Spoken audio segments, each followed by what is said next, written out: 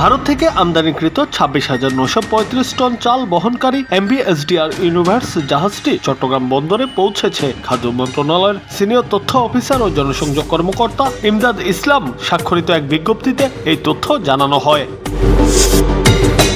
বিজ্ঞপ্তিতে বলা হয়, উন্মুক্ত দরপত্র চুক্তির আওতায় ভারতের অন্ধ্রপ্রদেশের কাকিনাডা বন্দর থেকে 26,935 টন চাল নিয়ে এমভি এসডিআর ইউনিভার্স জাহাজটি শনিবার রাত 7:15 চট্টগ্রাম বন্দরে পৌঁছায়। এটি বর্তমান অন্তর্বর্তী সরকারের আমলে ভারত থেকে আমদানিকৃত চালের দ্বিতীয় চালান।